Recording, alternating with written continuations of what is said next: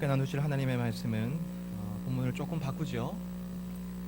주보에 기재되어 있는 본문이 아니라 출애굽기 4장 21절에서 26절까지의 말씀으로 함께 나누겠습니다. 출애굽기 4장 21절에서 26절까지의 말씀으로 함께 나누겠습니다.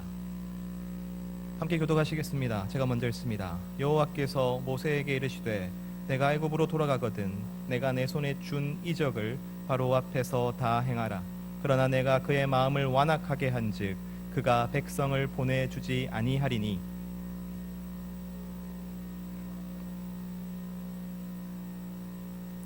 내가 내게 이르기를 내 아들을 보내주어 나를 섬기게 하라 하여도 내가 보내주기를 거절하니 내가 내 아들 내 장자를 죽이리라 하셨다 하라 하시니라.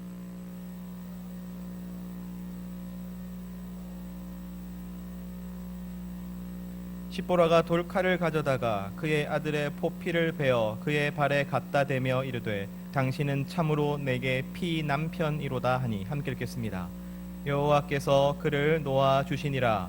그때에 십보라가 피 남편이라 함은 할례 때문이었더라. 아멘. 우리는 뉴 노멀, 뉴 노마드라는 전체 주제 아래 함께 출애굽기를 나누고 있습니다. 뉴 노멀은 이전과는 완전히 달라진 기준과 상식을 의미합니다. 그리고 뉴 노마드는 익숙한 곳을 떠나 새로운 곳으로 향하는 이들을 가리키는 말이죠. 즉 출애굽이야말로 뉴 노멀 그리고 뉴 노마드라고 할 수 있겠습니다. 이스라엘 백성들은 요셉을 기억하지 못하는 바로 때문에 고난을 당하게 됩니다. 그것은 이스라엘 백성이 맞이한 뉴 노멀이었습니다. 하지만 그 뉴 노멀로 말미암아 그들은 편하고 익숙한 애굽을 떠나 새로운 곳으로 이동해야만 했죠. 그렇게 길을 떠나는 노마드가 된 것입니다. 우리도 마찬가지입니다. 우리는 이 코로나19 가운데서도 하나님께서 이 세상을 다스리신다고 믿습니다. 하나님께서 이 세상의 주권자가 되신다고 믿습니다. 그러므로 우리의 삶을 완전히 바꿔놓은 이 코로나19도 하나님의 그 섭리 아래 있는 것이지요. 한 개인의 삶, 개인의 선택이 아니라 모든 성도들의 삶을 바꾸어 놓은 이 뉴 노멀은 그래서 출애굽처럼 모든 성도들에게 변화를 요구하고 있는 것입니다. 나의 습관과 나의 패턴과 나의 방향과 그리고 나의 삶을 완전히 바꿔놓는 그 떠나야 할 때가 되었음을 우리에게 말해주고 있는 것이죠. 오늘은 그 뉴 노멀, 뉴 노마드의 목적에 대해서 함께 나누기를 원합니다. 출애굽의 목적이 무엇이었는가를 함께 살펴봄으로써 지금 우리에게 어떤 변화를 요구하시는지를 함께 살펴보려 합니다. 먼저 지난주 설교부터 복귀해 보도록 하죠. 지난주에 우리는 불붙은 떨기나무를 함께 나누었습니다. 그 불붙은 떨기나무는 두 가지 질문에 대한 대답이었죠. 나는 누구입니까? 그리고 하나님은 누구이십니까? 오늘은 이 나는 누구입니까? 라는 질문부터 하도록 하겠습니다. 내가 누구였습니까? 여러분, 나는 떨기나무였습니다. 사막에 흔하디 흔한 보잘것없고 비루하고 초라한 떨기나무였습니다. 나는 평범한 존재이며 아무것도 아닌 존재였습니다. 모세의 삶은 한 인간의 끊임없는 노력과 그리고 좋은 환경을 통해서 그가 올라갈 수 있는 최고까지 올라갔다가 그것으로 아무것도 할 수 없음을 우리에게 보여주었습니다. 아무것도 하지 못하고 실패하는 인생을 우리에게 보여주었습니다. 그래서 결국 모세는 자신의 인생이 가시덤불과 같고 떨기나무와 같다는 사실을 인정할 수밖에 없게 된 것이죠. 우리의 인생 가운데 실패가 있는 이유가 어디에 있습니까? 우리의 인생 가운데 고통이 있고 좌절이 있는 그 근본적인 이유가 어디에 있습니까? 여러분, 우리가 성공하고 싶습니다. 내 힘으로 무엇인가를 이루어내고 싶습니다. 내가 하나님과 사람 앞에서 떳떳해지고 싶고 자랑스러워지고 싶습니다. 내가 잘 나가고 싶습니다. 그런데 실패는 그것이 안 된다는 것을 깨닫게 되는 것이죠. 내가 백향목이 되고 싶었고, 내가 조각목이 되고 싶었고, 내가 무화과 나무가 되고 싶었는데 나는 결국 떨기나무와 같구나는 바로 그 사실을 깨닫는 것. 어쩌면 그것이 우리의 인생입니다. 그런데 그 떨기나무 같은 인생에 하나님의 불이 임하지요. 너무나도 초라하고 아무것도 아니어서 금방 타서 재가 돼버려야 하는데 그 불은 꺼지지 않았습니다.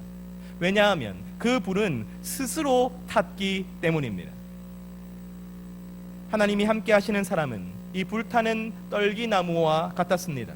능력과 열정과 소망과 지혜와 인내가 그 사람 안에 없다 할지라도 하나님께서 그를 통하여 일하시는 것이죠. 왜냐하면 하나님은 스스로 하나님의 일을 하시기 때문입니다. 그 하나님이 우리와 함께 하신다 약속하신 것이죠. 그러므로 우리 모두는 불타는 떨기나무였습니다. 여러분, 그렇다면 우리가 그런 존재라면 하나님은 우리를 보고 무엇이라 말씀하십니까? 우리가 누구라고 말씀하십니까? 우리를 어떻게 평가하십니까? 하나님은 우리를 보고 장자라고 말씀하십니다. 하나님께서 바로 여러분을 보고 너는 나의 맏아들이라고 말씀하십니다. 너는 나의 첫 아들이라고 말씀하십니다. 자매들은 마음이 상하지 않기를 바랍니다. 하나님께서 지금 말씀하시는 너는 나의 맏아들이다 라는 이 뜻은 너는 나의 모든 기업을 상속할 자라, 바로 이 뜻이기 때문입니다. 나의 모든 것을 이을 사람이다, 바로 이 뜻이기 때문입니다. 그렇다면 하나님께서 우리를 보시고 우리에게 너는 나의 맏아들이다, 너는 나의 장자이다 라고 말씀하시는 까닭이 무엇입니까? 그 이유는 우리가 떨기나무와 같기 때문입니다. 우리는 떨기나무와 같이 초라한 인생들입니다. 그러나 우리가 떨기나무와 같기에 하나님은 우리를 더 사랑하신다고 말씀하십니다. 참으로 인간의 마음으로는, 인간의 생각으로는 이해할 수 없는 일입니다. 무언가 사랑할 만한 것이 있어야 사랑할 텐데, 무엇인가 내세울 만한 것이 있어야 사랑할 텐데, 무엇인가 흠모할 만하고 매력적인 것이 있어야 사랑할 텐데, 그렇지 아니하고 네가 떨기나무와 같기 때문에 내가 너를 더 사랑한다고 말씀하고 계시는 것이죠. 바로 그것이 여러분 창세기의 내용이었습니다. 하나님은 약한 자를, 다시 말해 떨기나무와 같은 자를 선택하셔서 장자로 삼으시는 은혜를 창세기 전체를 통해서 우리에게 보여주십니다. 이스마엘보다는 이삭을 선택하셨죠. 에서보다는 야곱을 선택하셨죠. 르우벤이나 유다보다는 요셉을 선택하셨습니다. 무엇 때문입니까? 바로 그들이 떨기나무였기 때문입니다.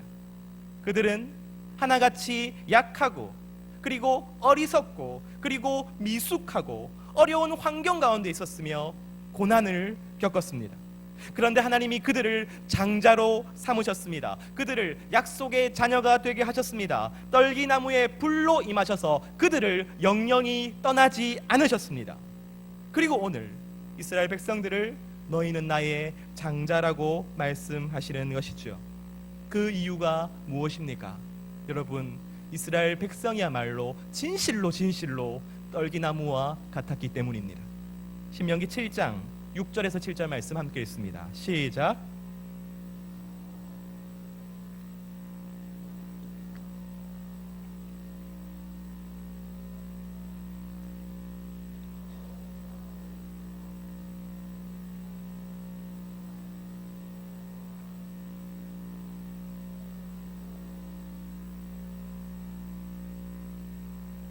모든 민족 중에서 가장 작은 자, 가장 초라한 자, 가장 아무것도 아닌 자 같았기에 하나님은 이스라엘을 더 사랑하셨습니다. 그래서 이스라엘을 장자로 삼으신 것이죠.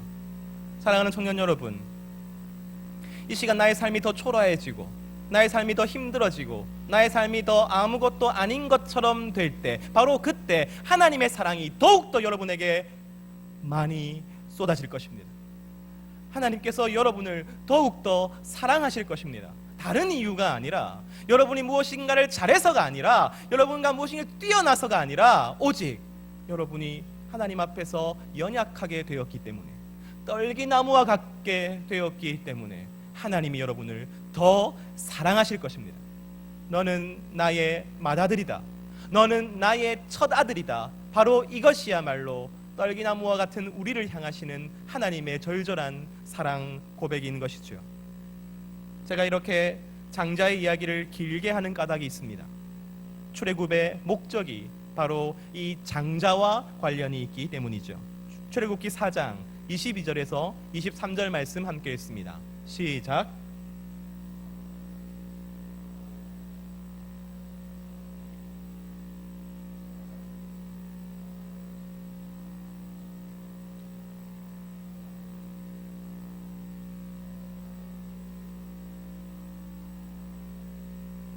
출애굽의 목적은 애굽에서 탈출하는 것 바로 그 자체가 아니었습니다.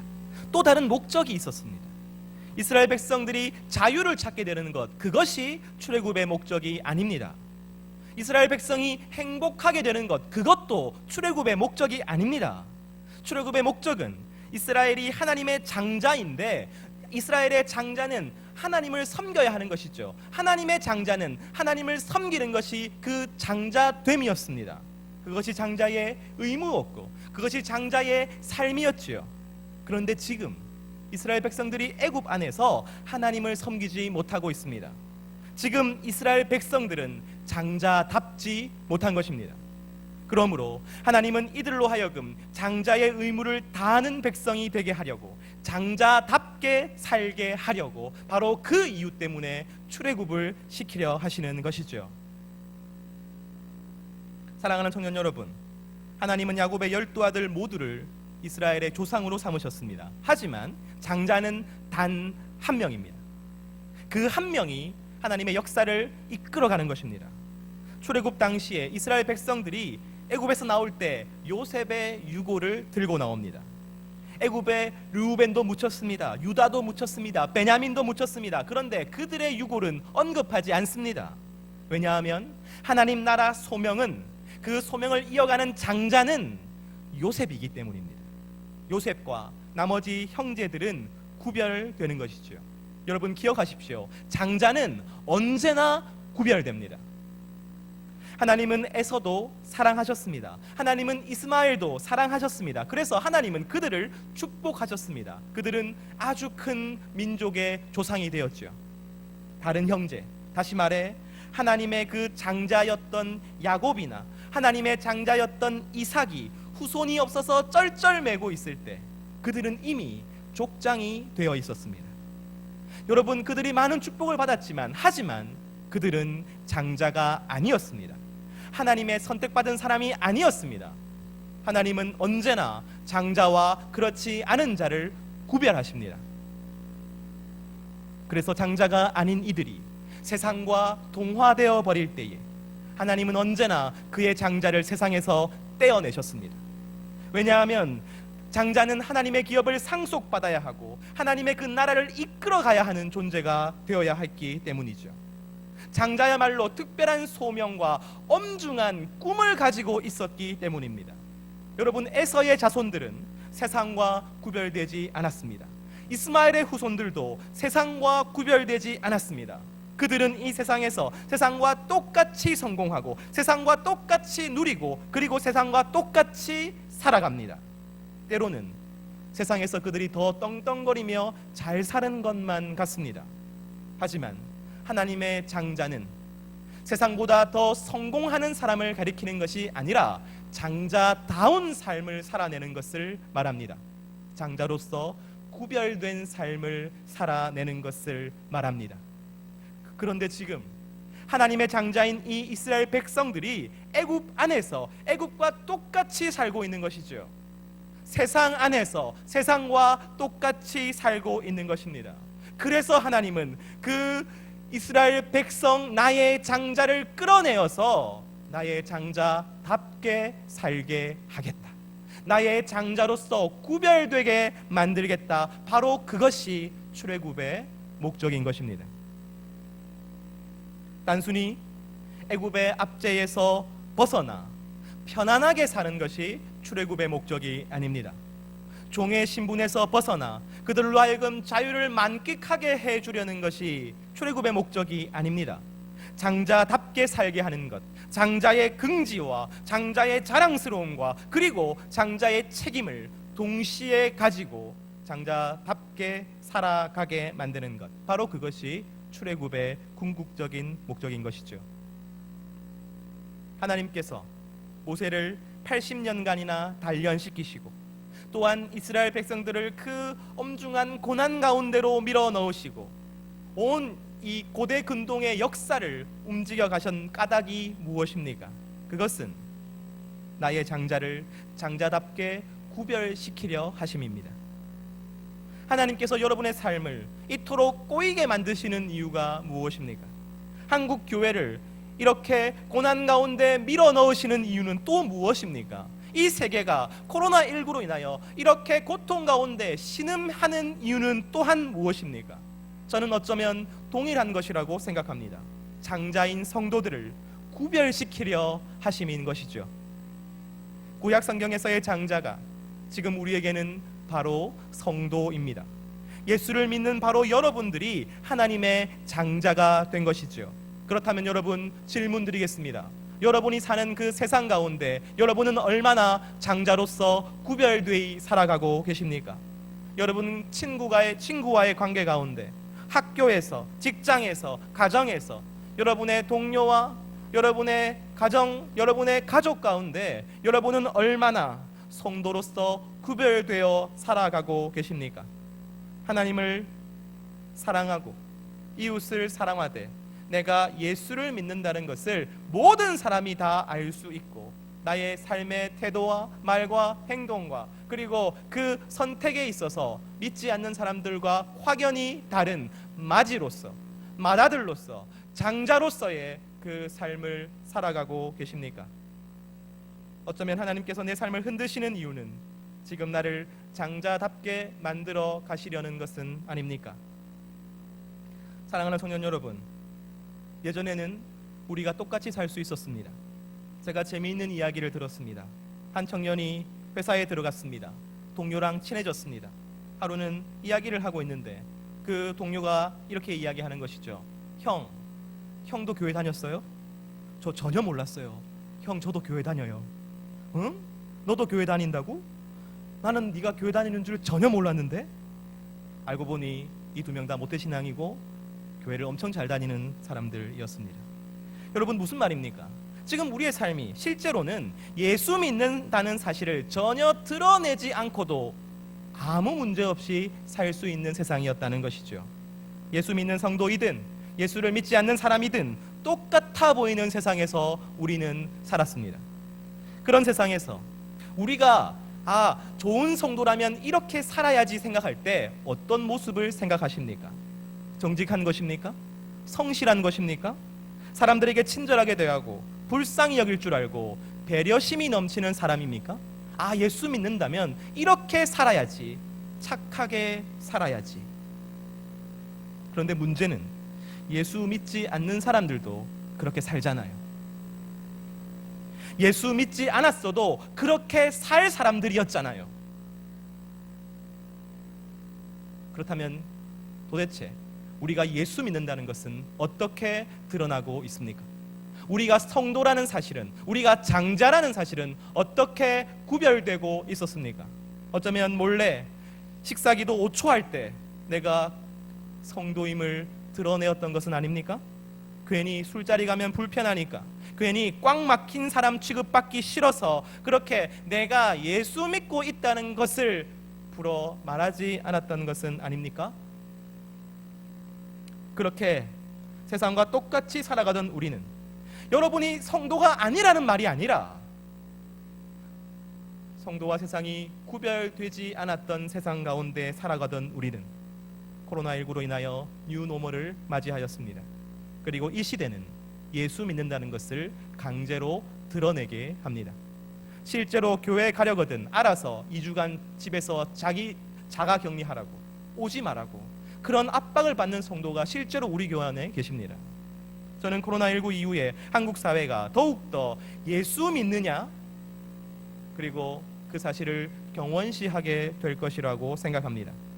누군가는 그것을 핍박이라고 말할 것입니다. 누군가는 그것을 책임이라고 말할 것입니다. 하지만 저는 그것을 뉴 노멀이라고 말하겠습니다. 우리를 일어나서 새로운 곳으로 가게 하는 뉴 노멀인 것이죠. 여러분은 이제 성도다운 성도가 되어야 합니다. 장자로서 구별되어 있는 성도가 되어야 합니다. 모든 삶의 영역에서 세상과 구별되어 있는 예수 그리스도를 믿는 사람이 되어야 합니다. 저는 바로 이것이 이 시대의 출애굽이라고 생각합니다. 오늘 본문은 이렇게 끝나지 않아요. 하나님은 이어서 너무너무 구약 전체를 통틀어도 이해할 수 없는 일을 행하십니다. 출애굽기 4장 24절 말씀 함께 읽습니다. 시작.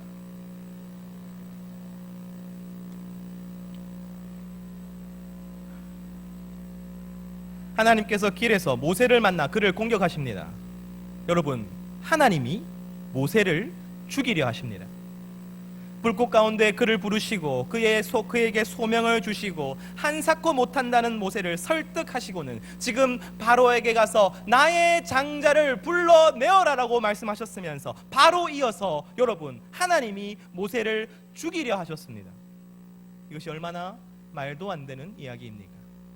그런데 여러분, 모세의 아내 십보라가 무엇인가 눈치를 챘습니다. 출애굽기 4장 25절에서 26절 말씀 함께 읽습니다. 시작.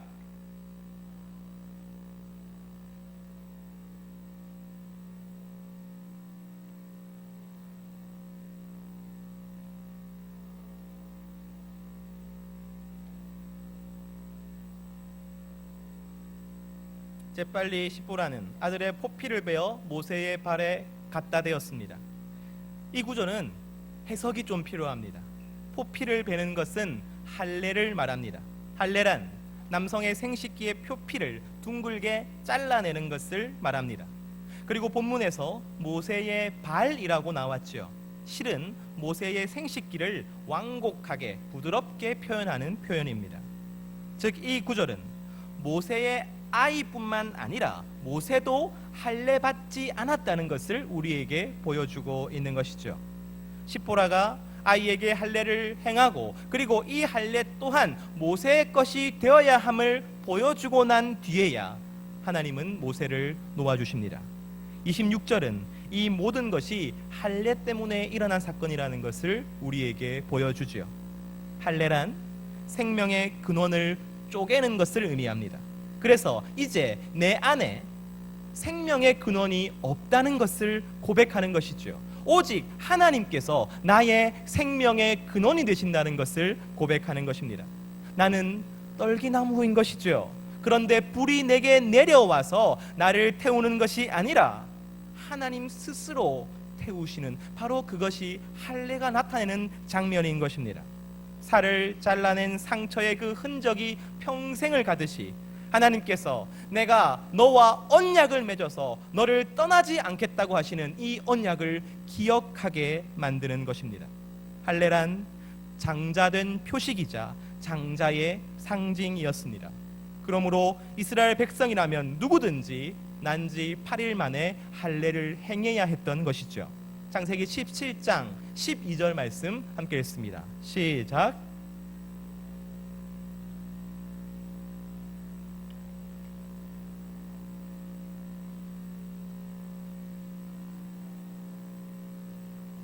여러분, 모든 이스라엘 백성들은 난지 8일 만에 할례를 받아야 했습니다.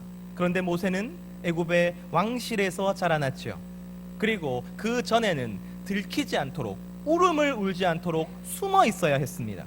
그는 할례를 제대로 받았을 가능성이 없는 것이지요. 그리고 미디안 족속인 모세의 아내가 굳이 자신의 아이들에게 할례를 줄 이유도 없었을 것입니다.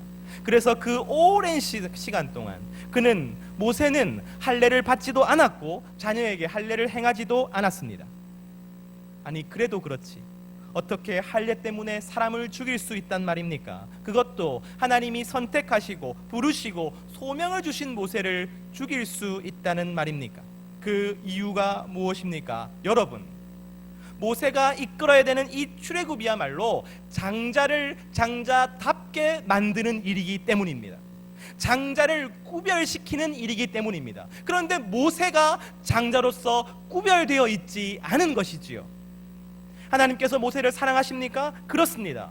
하나님께서 모세에게 소명을 맡기십니까? 그렇습니다. 그래서 그를 장자 삼으려 하셨던 것입니다. 여러분, 그러나 이 장자됨은 분명한 책임이 있습니다.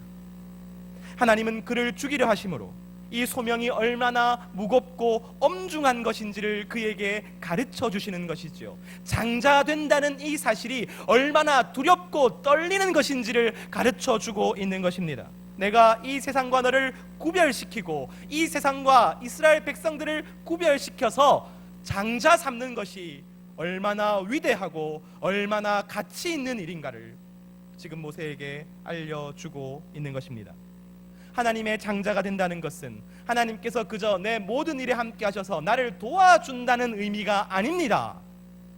하나님의 장자가 된다는 것은 내가 묶여있는 모든 속박에서 풀어져서 드디어 나로서 살아가게 되는 그 자유를 만끽한다는 의미도 아닙니다. 장자는 장자의 의무가 지어지는 것입니다. 구별된 삶을 살아야 하는 의무가 주어지는 것입니다.